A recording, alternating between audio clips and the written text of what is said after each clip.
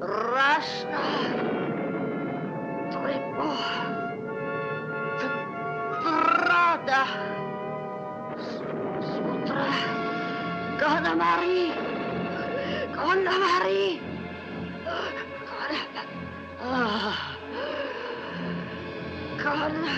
Ganamari. That Sanskrit,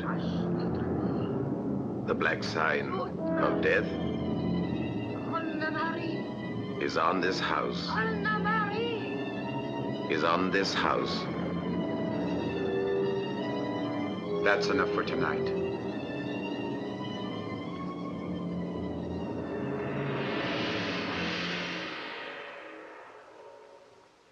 How do you feel? Tired. Margaret, please give me a hand. Your husband must rest now.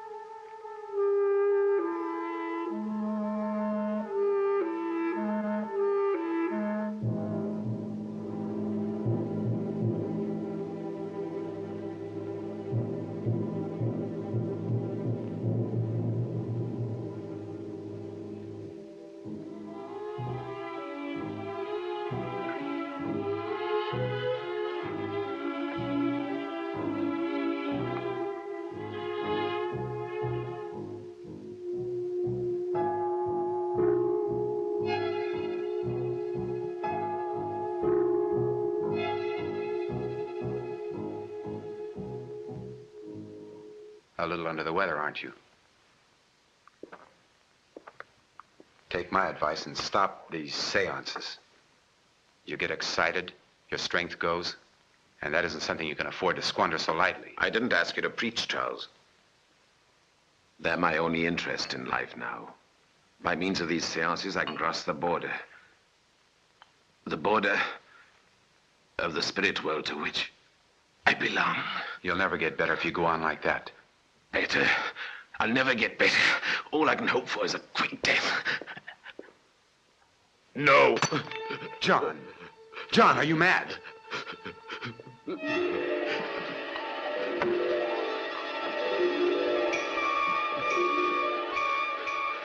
It's useless. The poison does its work too quickly for it John, to be effective now. You must drink this antidote. Drink it! Drink it!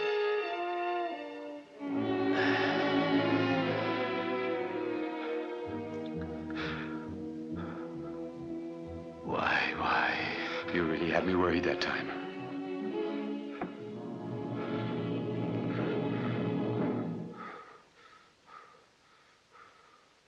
Don't you realize you must get well? You must. It isn't only your life, it's your theory, your cure. That wonderful inspiration that'll save the lives of millions of poor cripples. Yes. I mustn't forget the efforts that you've made. It's a heavy responsibility for a doctor to give lethal poison to a wealthy patient. These two poisons will stimulate your limbs back to life. I know it. Thank you. Give me faith. And if you change your mind, Charles, it would be simple to put me away.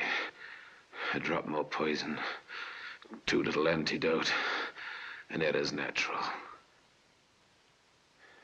You've a declaration signed by me, which limits you to carrying out my preparation.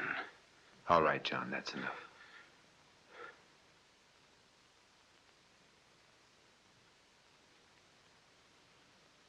You must try to get some rest.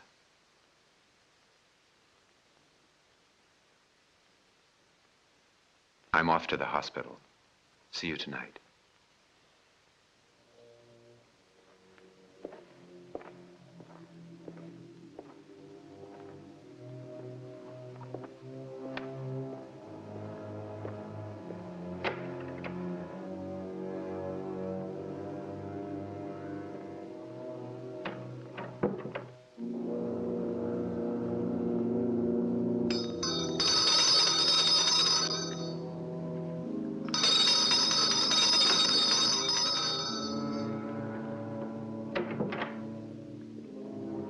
Come here, Catherine.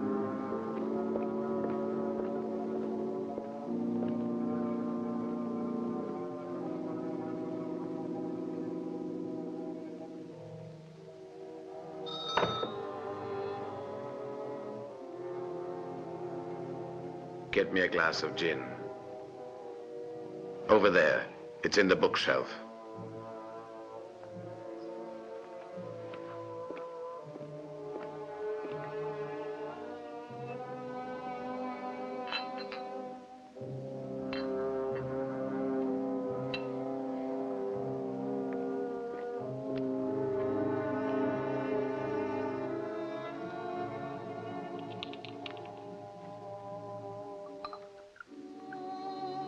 More. More. Sir, you really shouldn't. The doctor will be angry. Damn the doctor.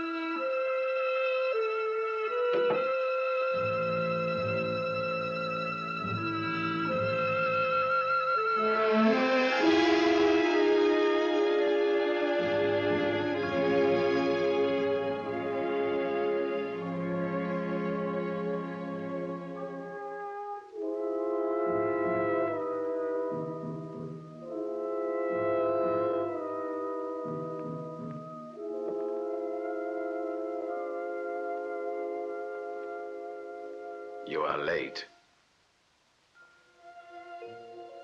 You were an unusually long time in the garden.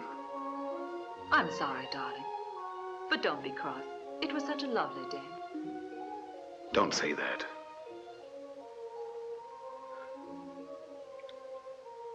It makes me feel even more of a cripple. John.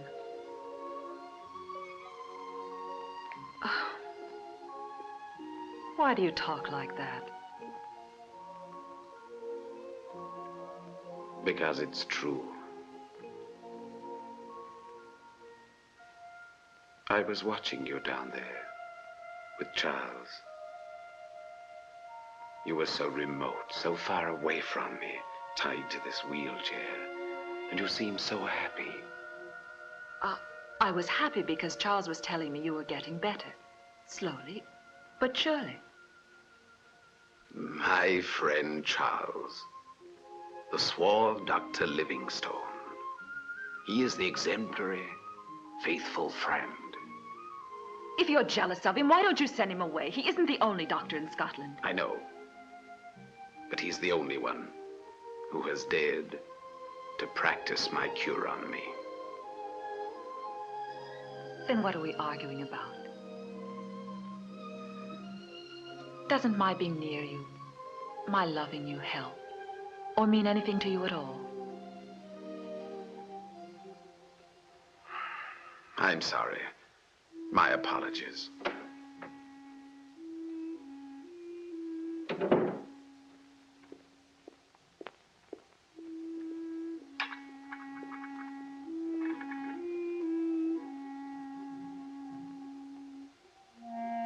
You may go, Captain. I'll do it.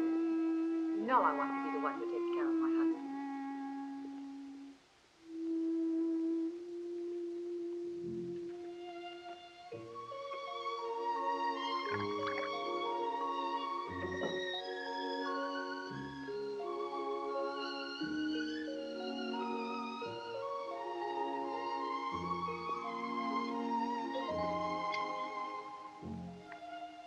There you are.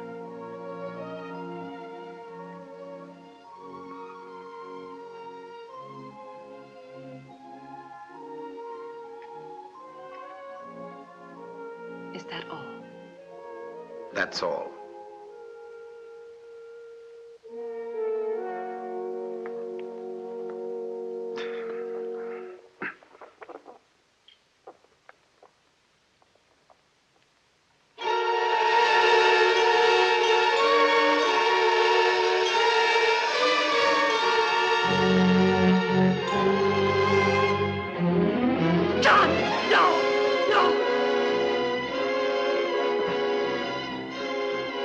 You ought to have let me do it. I'm just a living corpse. No, John, no. Don't talk like that. One day you might regret that you stopped me from killing myself. Who gave you the revolver? Was it Catherine? No. It's been hidden in here for years, among the books.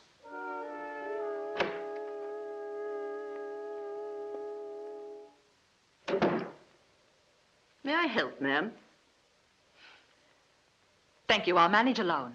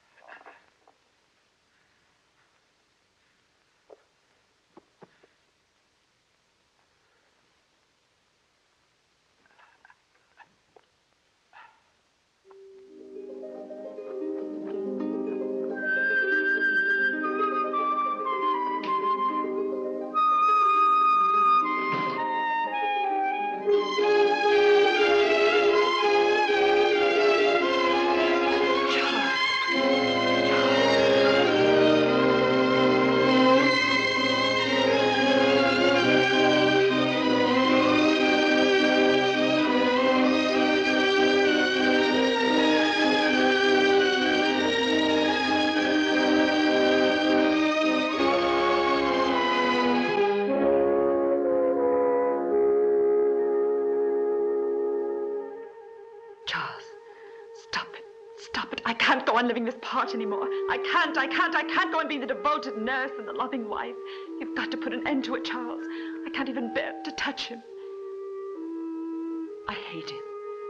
Help me. Help me. I beg you to put an end to it, Charles.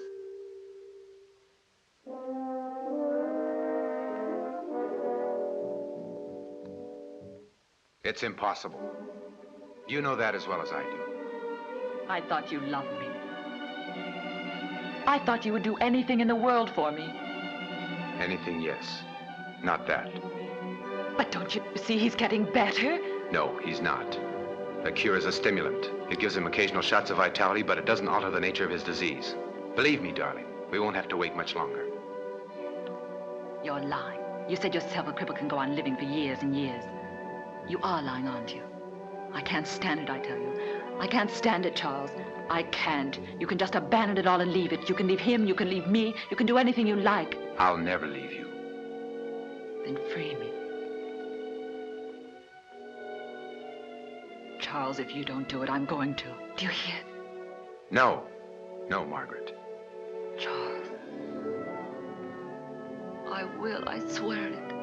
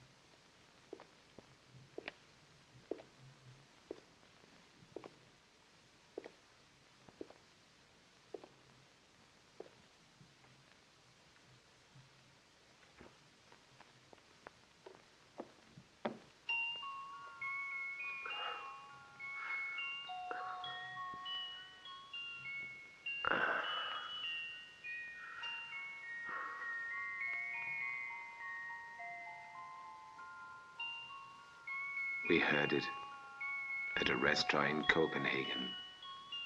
It was the first time I met you, remember? So long ago. Nearly 13 years. The waiter insisted on presenting us with a bottle of Dutch gin. I was a real man then. A doctor. Building a reputation, yes. And you? A beautiful, penniless young thing. Without a care in the world.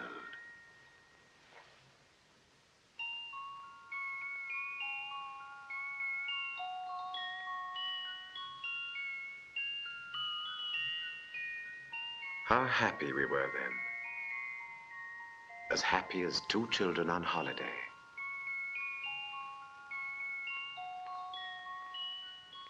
Don't move, darling, or I'll cut you.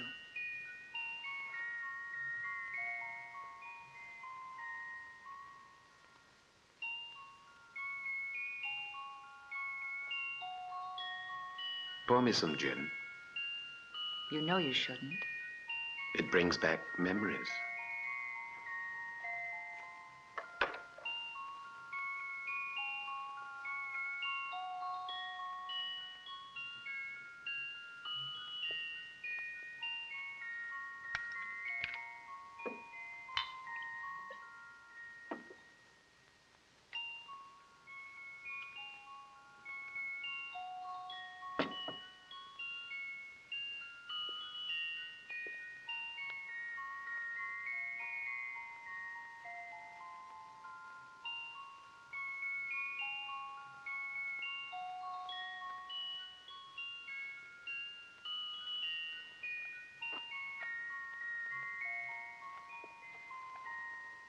You have some too.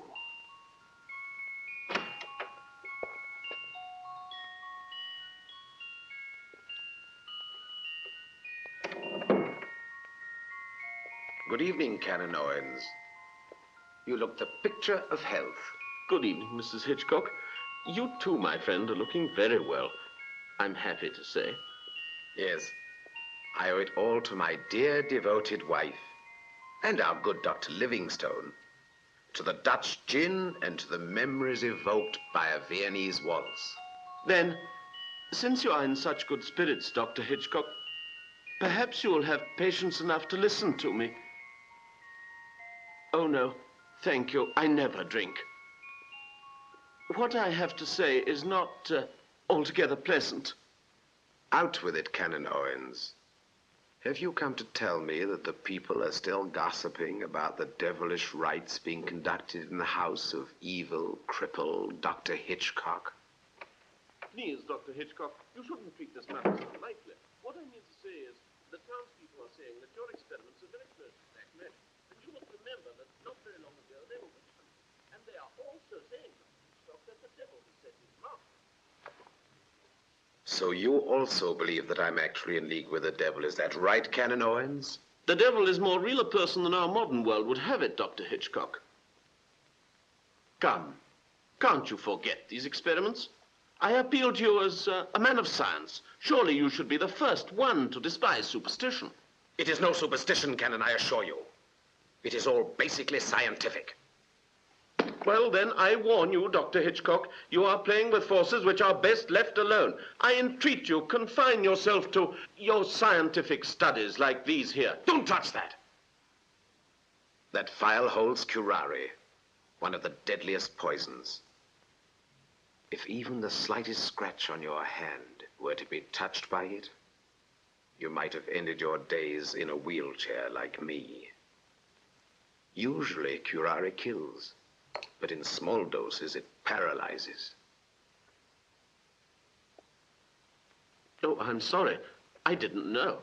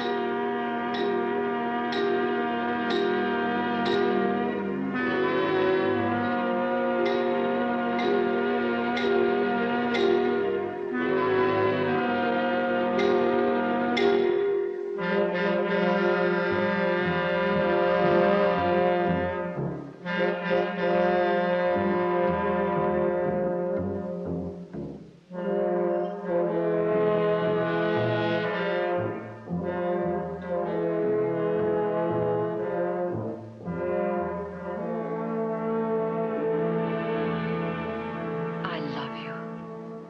Never forget that.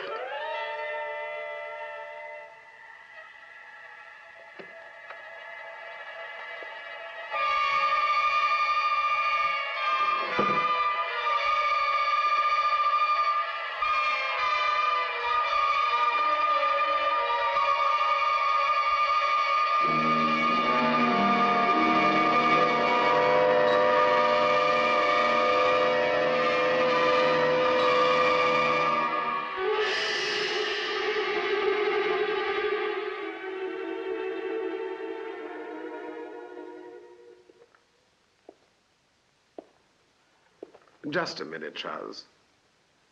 The Queen moves to H7. Checkmate. Exactly. If it weren't for the doctor with the injection and the hypodermic, I'd ask for my revenge.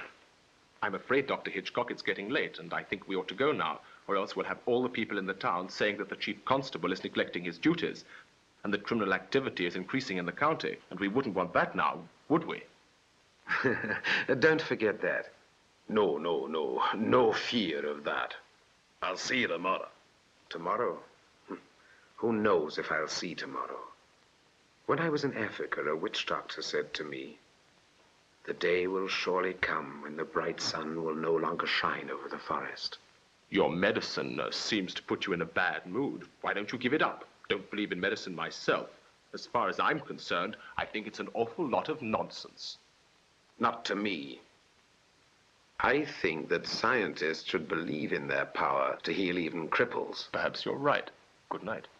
Good night, Dr. Hitchcock.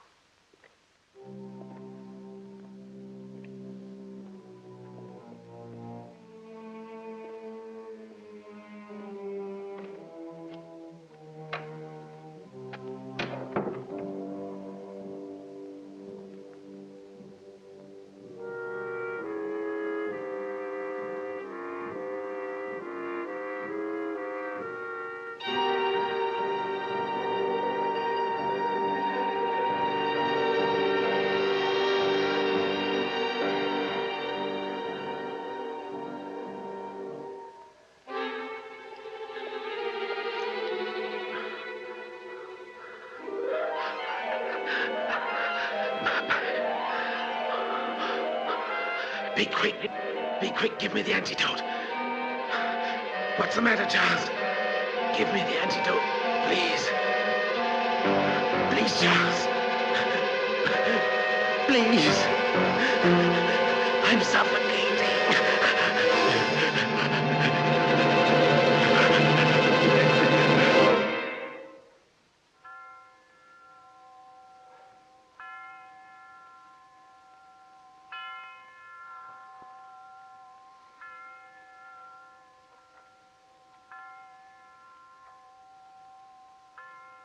It's been an hour since I gave the injection. It should be over now.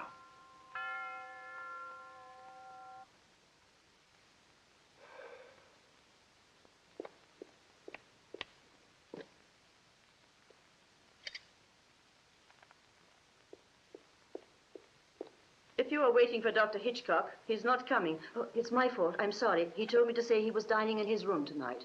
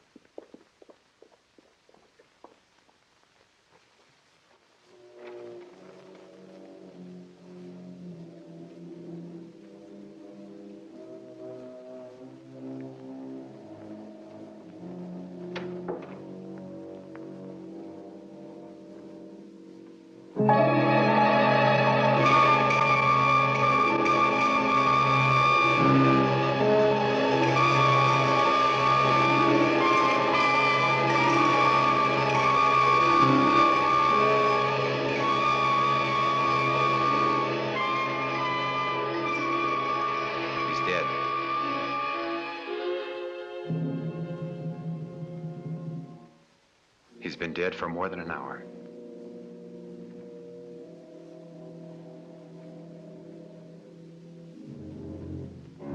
The Lord is my shepherd, I shall not want.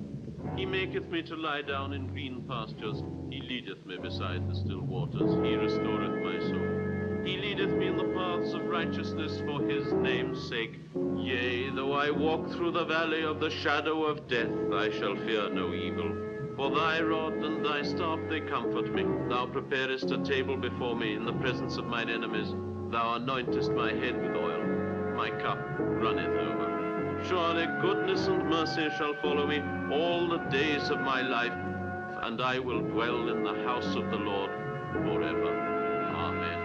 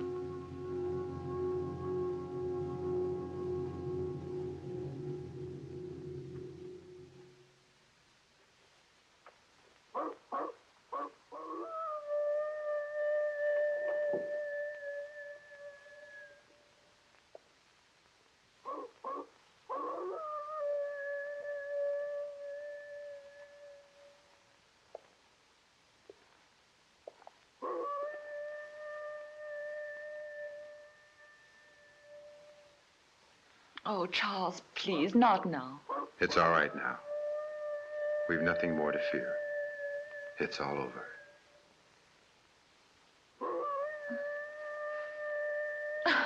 I can't stand it. I wish he'd go Margaret, away. what are you thinking of? You mustn't lose control. We knew it would be difficult, but remember, we have each other. Oh, stop him, please. Make him stop. Make him stop.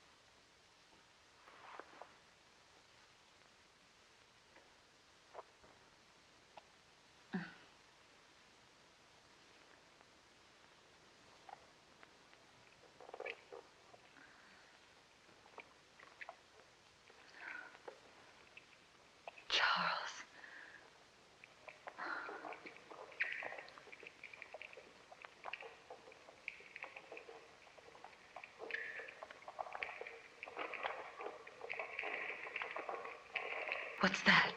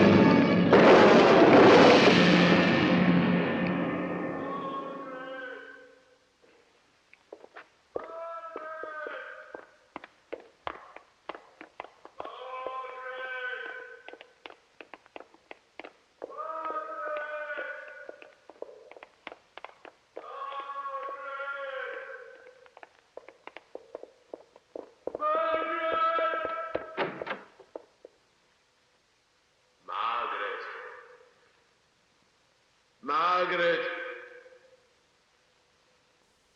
Margaret!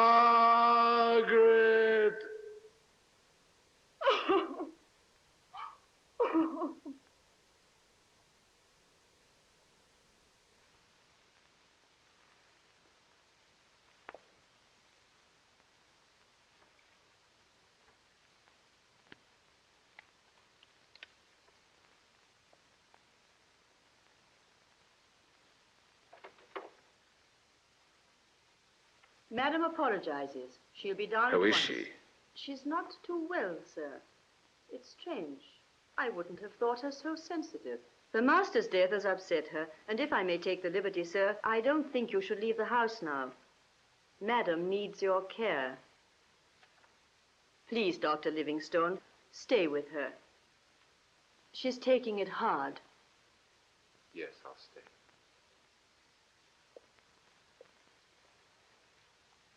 Good morning, Canon Owens.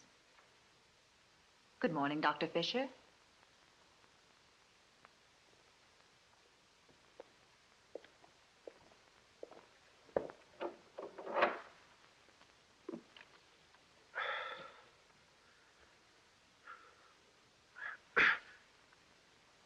The last time I saw our poor friend, that is to say the night before his demise, he seemed strangely excited. Before our usual chess game, he insisted on dictating his last testament.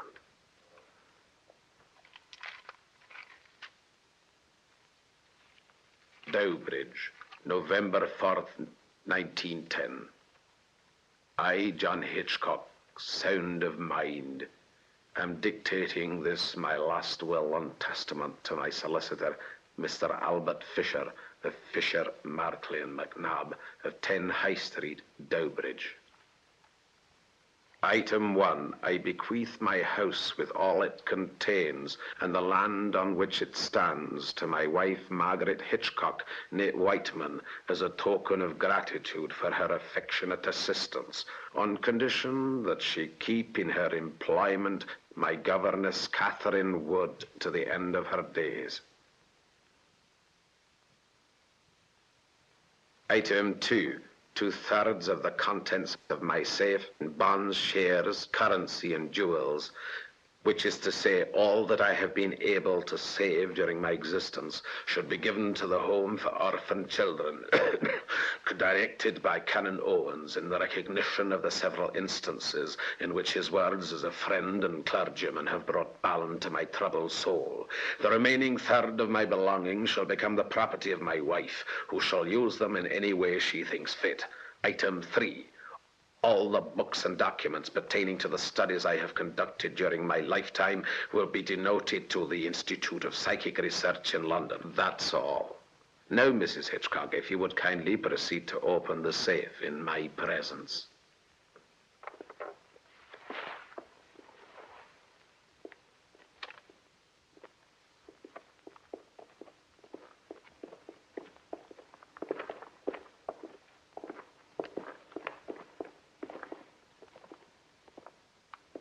The key is in the drawer of that desk, Mr. Fisher. You'll find it yourself by opening it.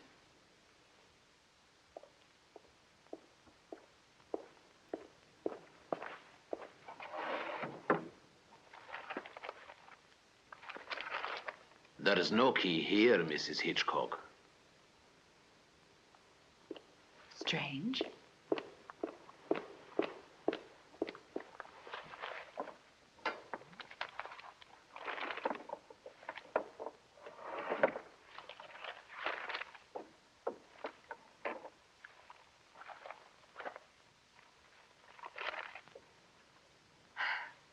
Catherine, do you know where the key might be? No, ma'am. But I remember the master always kept it in that drawer.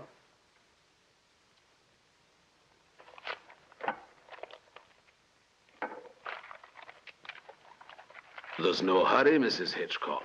You can take your time. And if you think it necessary, Canon Owens and I can have the safe sealed. Oh, good heavens. I wouldn't dream of it. In that case, Mrs. Hitchcock, will you kindly inform me as soon as you find the key? Should it really be lost, we shall have to apply to the magistrates for authority to have the safe forced.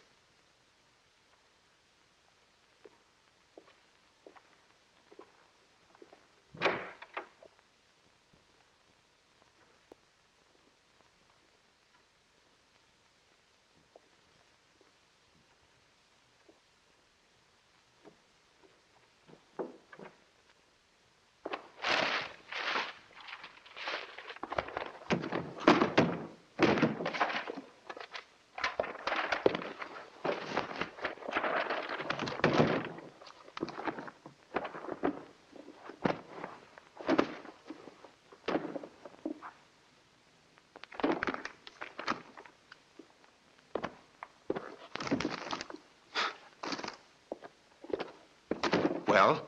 Nothing.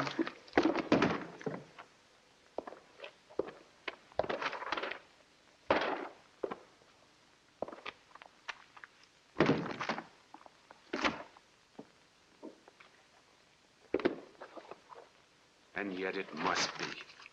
It's bound to be somewhere.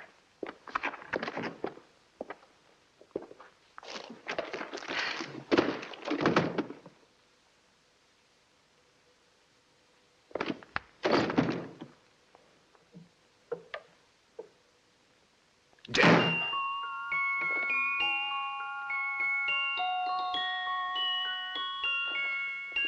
No!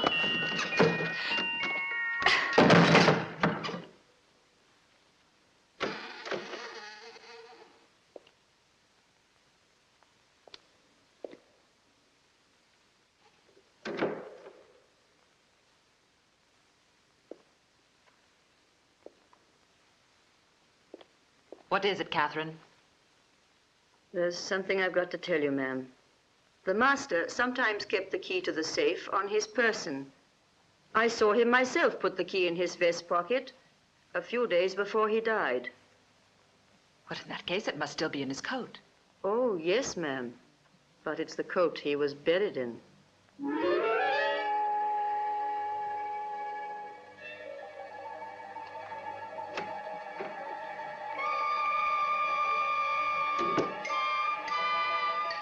Well, you see, John has the last laugh. There's 150,000 pounds in shares and jewels in that awful safe of John's. Oh, 60% of which is to go into the greedy hands of dear Christian-minded, charitable Canon Owens. It's so funny when you think what we've risked together for the benefit of those poor orphans.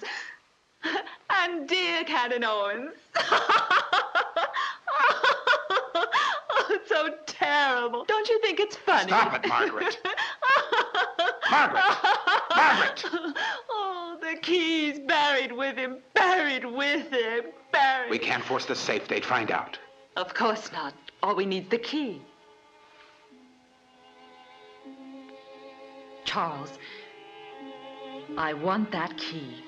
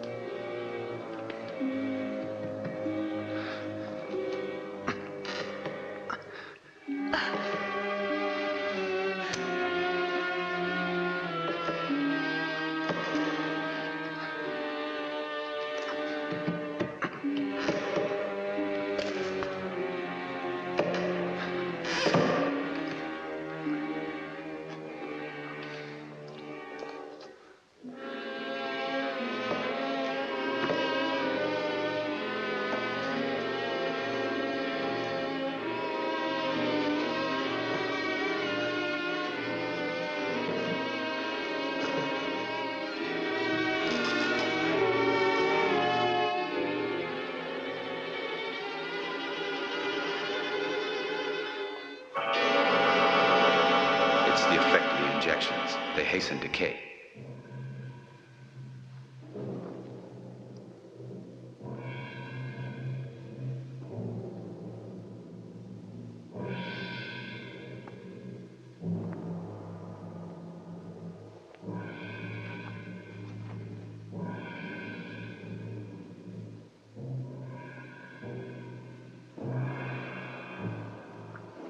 Here's the key.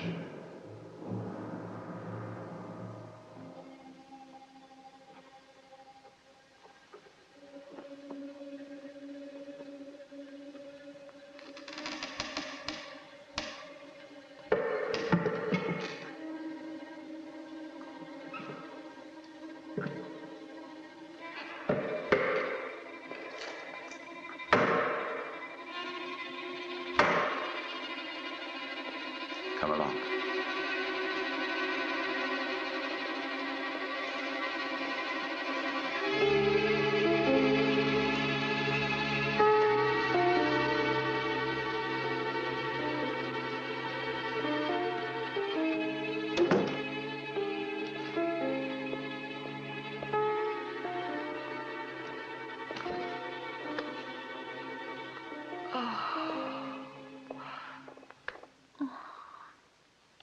Margaret.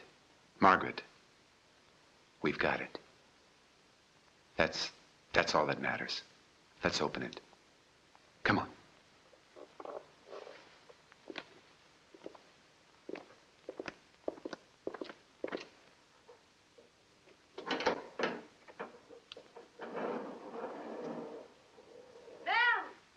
Darling, you must stop her. Don't let her come in. Go on.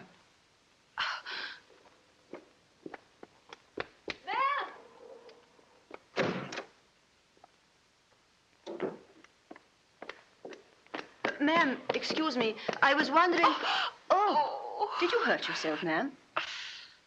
How terrible. What happened? No, it's nothing. What do you want? Is Dr. Livingstone upstairs? Yes? Why? They're asking for him at the hospital. It's very urgent. All right, I'll tell him. Oh. Can I help you, ma'am? It's all right, Catherine. Let me help you. No.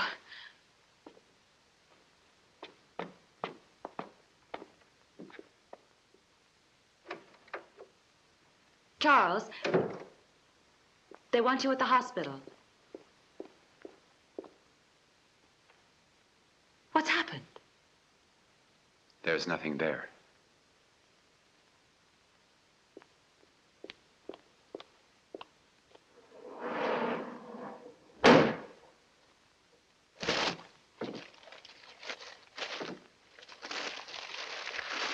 I tell you, there's nothing there. No money, no... just papers and documents.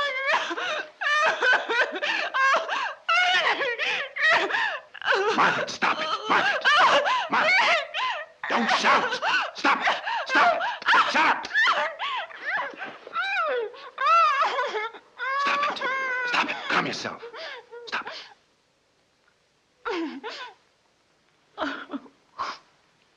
Come on. Get up. It'll be all right. We'll find it sooner or later. Sit down.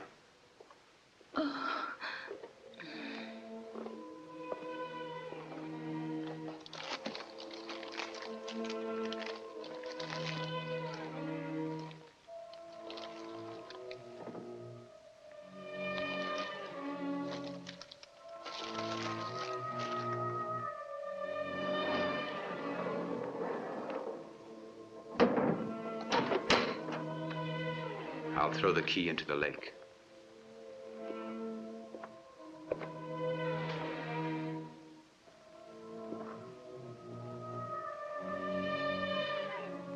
I must go.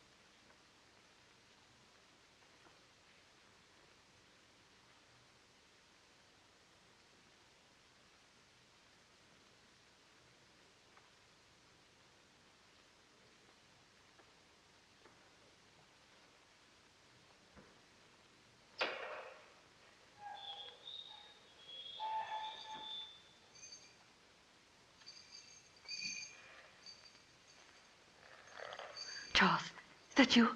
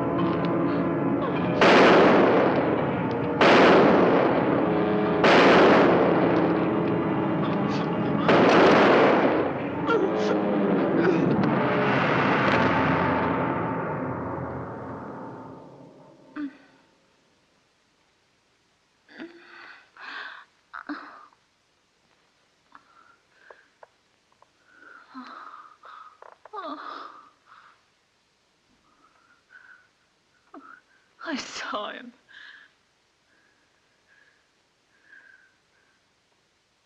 He was there.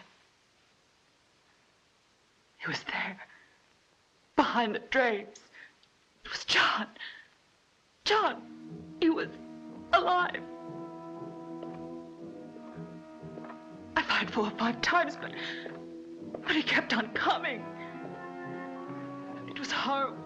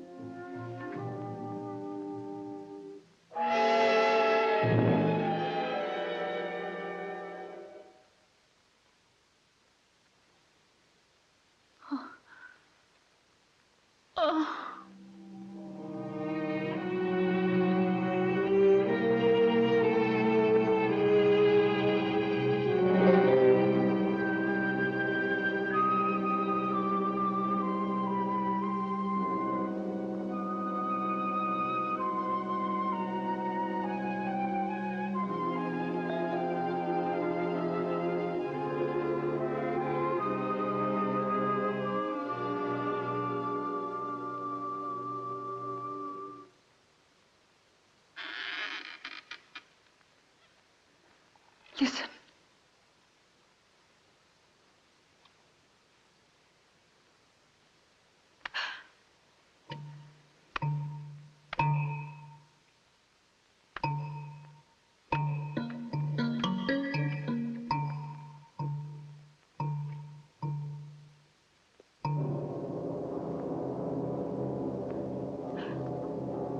It's blood.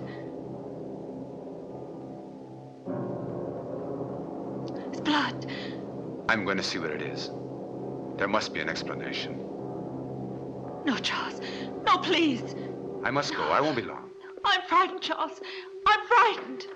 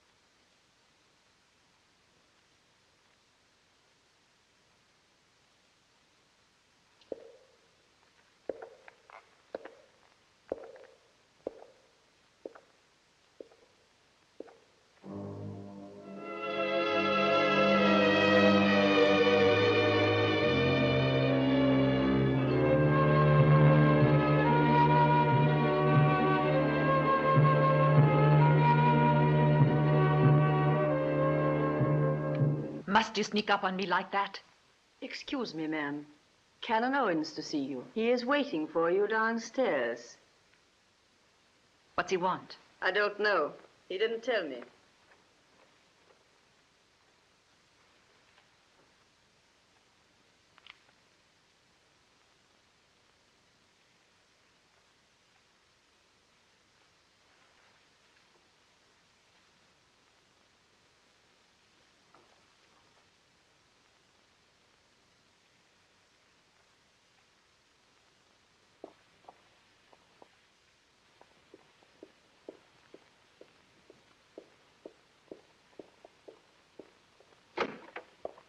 Good morning, Mrs. Hitchcock.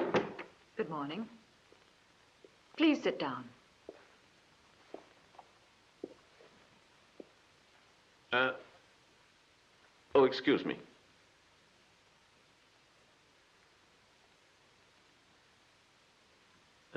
We missed you in church today, Mrs. Hitchcock. Surely you haven't forgotten. What? The memorial service for your husband. You know, we live in a small community, and... Will you come to the point, Canon Owens? Well, Mrs. Hitchcock, Dr. Livingston's presence in this house was necessary during your husband's life, in view of the state of his health. But now you will understand.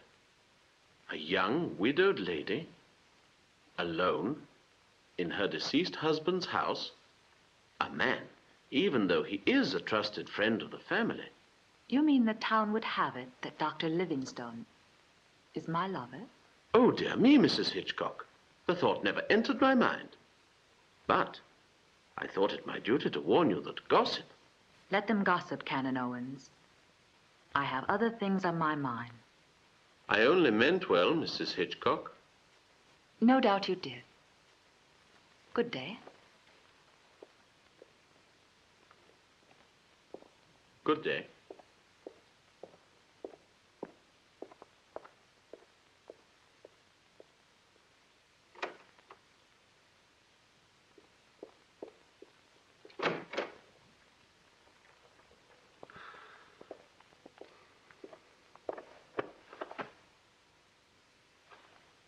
Have you gone crazy? What? First, you forget to attend a service in your husband's memory. Then the canon comes and you put his back up. You practically insult him. Charles, you seem to forget that it was he who insulted me by suggesting you were my lover. The fact is, it's the truth, my dear. And we don't want people to find out the truth, do we? I'm sorry, Charles, but what could I do? You should have thought about it first. We're playing a dangerous game, Margaret. You know as well as I do what one more stupid move like that'll bring us. Darling, please don't turn against me now. I'm not turning against you. If I would do that, I'd have done it a long time ago, long before you dragged me down to this. I dragged you. It was you who killed him. Don't you ever say that again. Never! Charles, you're hurting me. Stop it. You wanted him dead. You pushed me into this.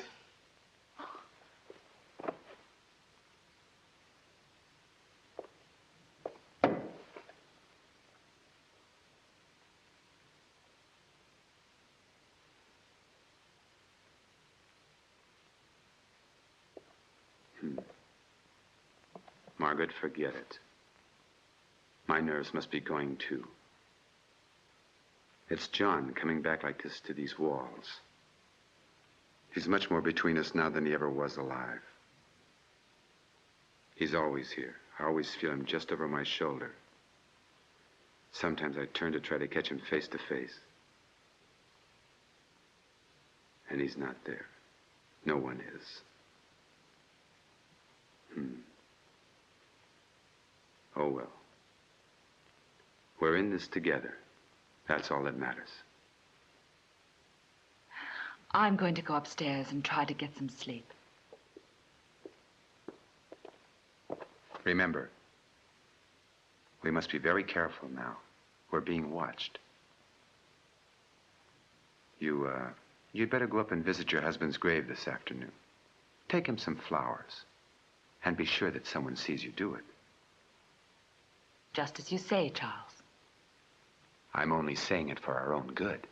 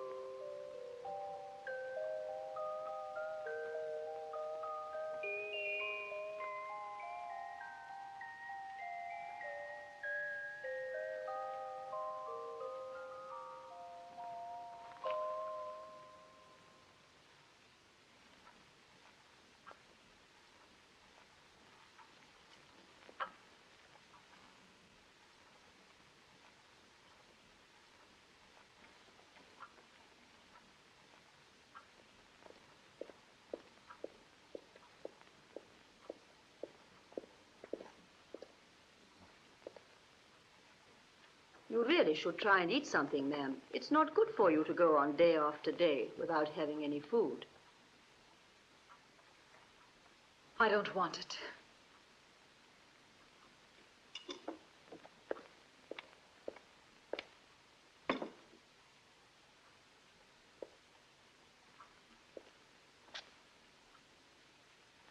Shall I stay up and wait till Dr. Livingston comes, ma'am? Do you want me to wait for Dr. Livingston, ma'am? Oh. Don't you hear it? Don't you hear it? Hear what, ma'am? You know perfectly well what. It's coming from upstairs. I can't hear anything, ma'am. You can. You're lying to me. Oh. Ma'am, what's the matter? Ma'am, ma'am.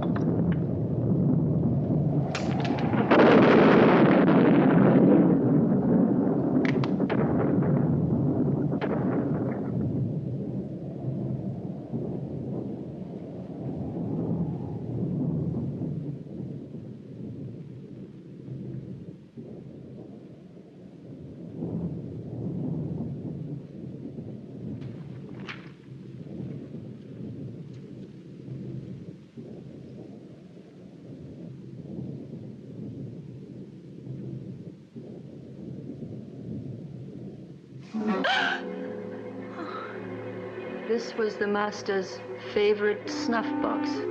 I found it in Dr. Livingston's room.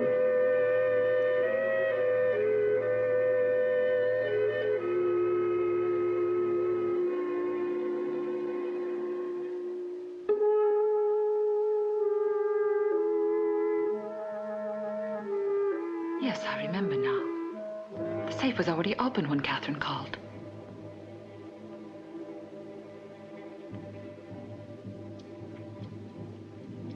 And I left him alone. No, it's impossible. But the snuff box must have been in the safe. Oh, how stupid I've been.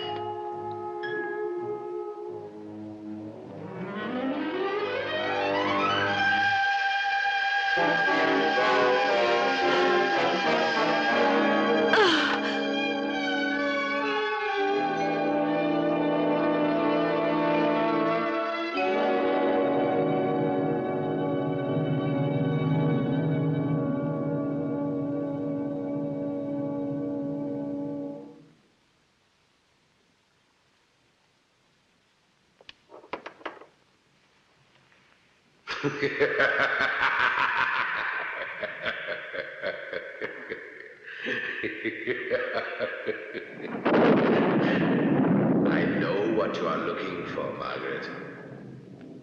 But it's not here. It's not here. John.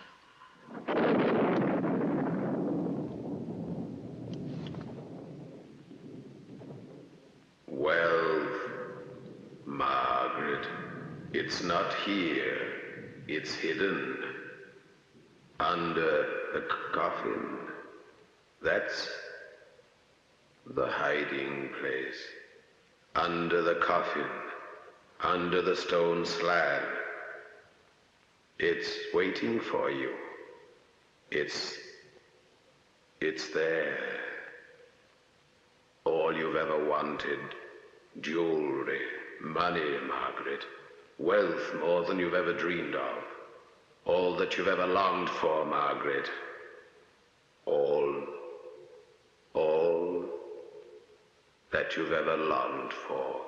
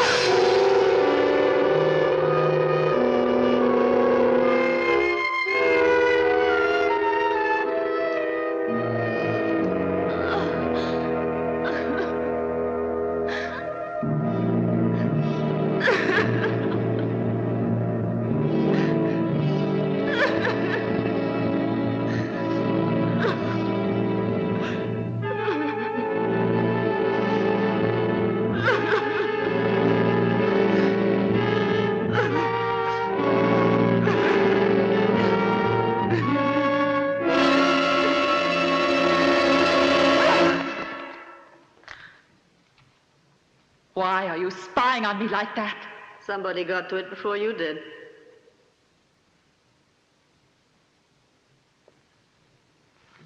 Who is doing these tricks? Who is it? Who is it? That's not hard to understand. Who lives in this house besides you and me? It's very clear, isn't it? No. There's no one else, is there?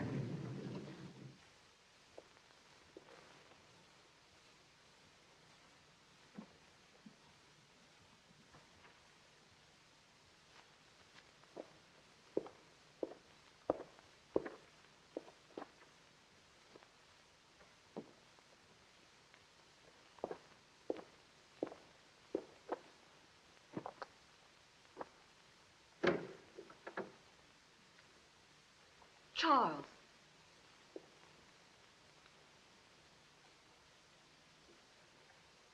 Margaret, I'm leaving here.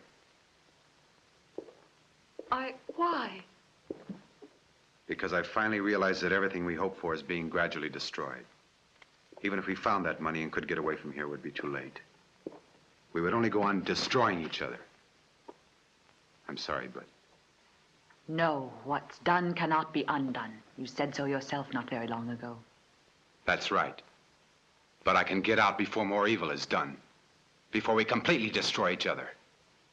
Why these silly qualms of conscience all of a sudden? I feel like a man waking from a dream. And I realize now, for the very first time, what we've done. Charles, please don't go away. I'll do what I have to do, Margaret. Charles, everything I've done has been to have you with me forever. That's all I've ever wanted out of life. Don't leave me alone, Charles. We are both alone now, Margaret. Perhaps forever. Don't you understand that? Being together would be like living in a nightmare. But I love you, Charles. I can't live without you. It's too late for love and feeling. You once loved your husband, didn't you? Well, that's all over and done with now. But you'll forget me, just like you've forgotten the other. But that's not true. I love you. No, Charles.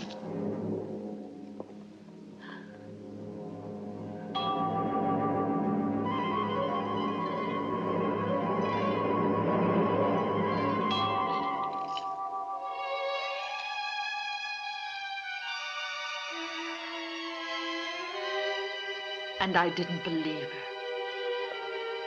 I didn't believe my own eyes. But... Margaret, I didn't know about this. Yes. You don't think that I... What should I think? What should I think, Charles? It's all quite clear now, ever since the very first thing when I left you alone with the safe. Oh, Are you no, crazy? Charles. I'm not a thief. Oh, yes, you are a thief. You What? deceive me. What are you talking about? Liar, I've got to know what you're talking about. I swear I didn't take them. No, Margaret! No, leave me alone. Stop it! Charles, never lie. No, Margaret, stop it, will you? You crazy? I swear I didn't take them. I didn't know they were in my bag. So now you'll be convinced it's best we split up.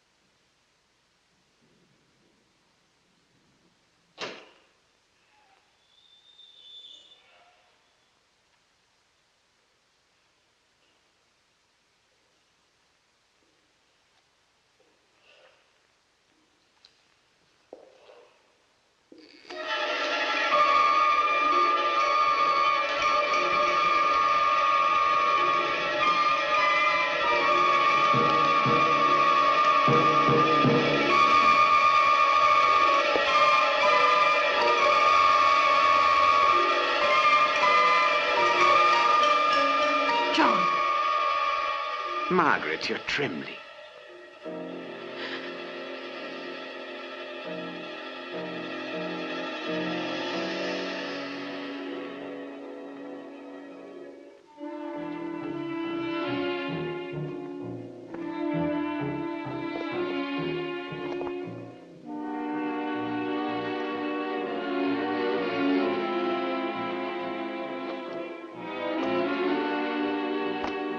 Perhaps you weren't expecting me. You should be accustomed to my materializing by now.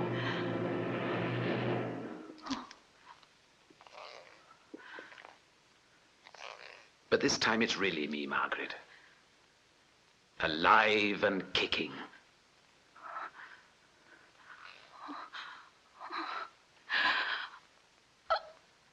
Just feel how strong my grip is. But I won't kill you. No.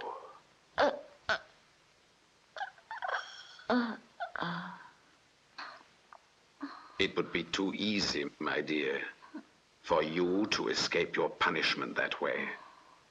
When you were in the tomb, you cut yourself when you opened the jewel case, didn't you? Well, I smeared the hasp with poison.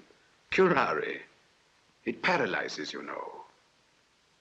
And now you'll be tied to that wheelchair like I was, and I'll be far away enjoying my wealth, which you and that poor idiot Charles were looking for so desperately. I had it all the time. Oh, I forgot to tell you. You were wrong about Charles. He didn't take the jewels. Catherine put them in his bag. He really loved you. Charles. I planned it all. It was Catherine who loaded the revolver with blank cartridges when you shot at my ghost. But when you so kindly fainted, she shot a few bullets into the wall and you went crazy with fear. You know, it all started when I realized I was really getting better. I wanted to bring you the good news. And I found you in the arms of Charles on the floor. You decided to get rid of me. But I replaced the curare with a liquid which produced apparent death, putting another corpse in my coffin, causing you to look feverishly for the estate, persecuting you incessantly night and day, appearing to you as a psychic materialization. Was all very simple, wasn't it, Catherine? Have you prepared everything for our departure, Catherine? Yes, sir. Perfect. Thank you for all you've done for me. You've been a great help. Thank you. Go now.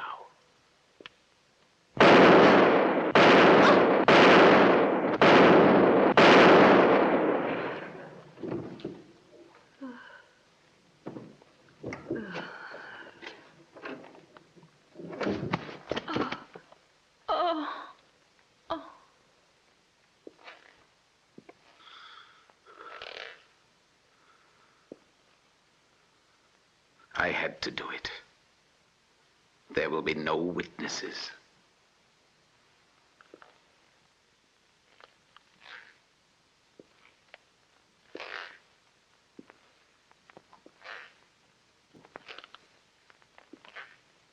Margaret, one last favor, darling.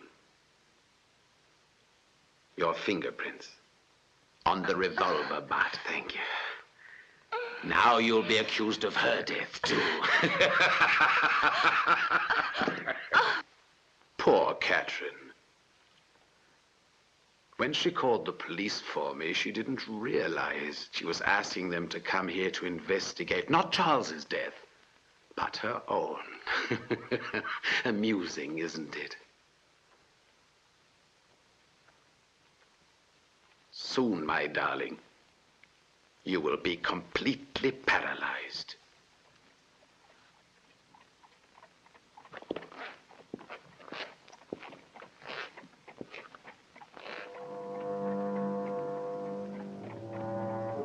The police. They've arrived. I shall have to leave you, my dear, before I expected. I apologize. I apologize profoundly. Ah. My faithful Dutch friend, Jin.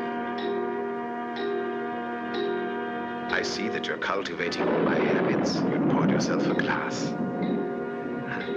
Your good health. Or rather, your ill health. And to our memories of Copenhagen.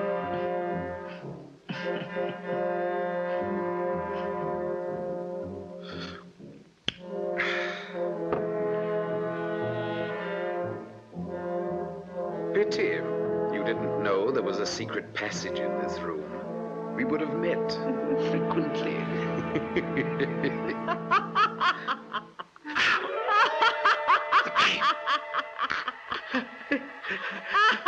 I'm suffocating.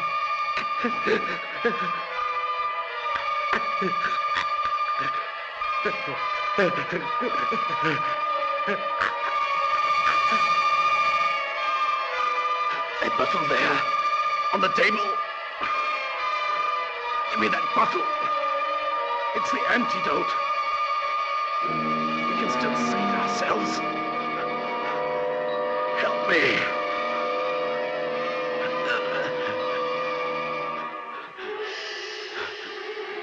Margaret, please, give me the antidote, Margaret.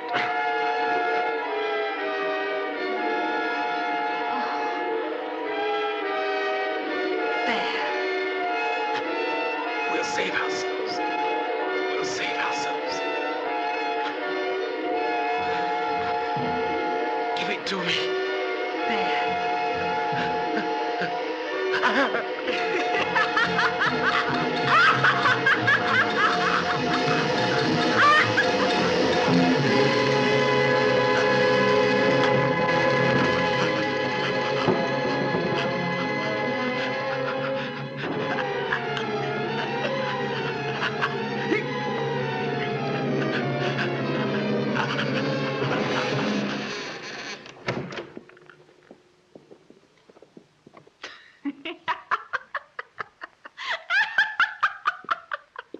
Take her away.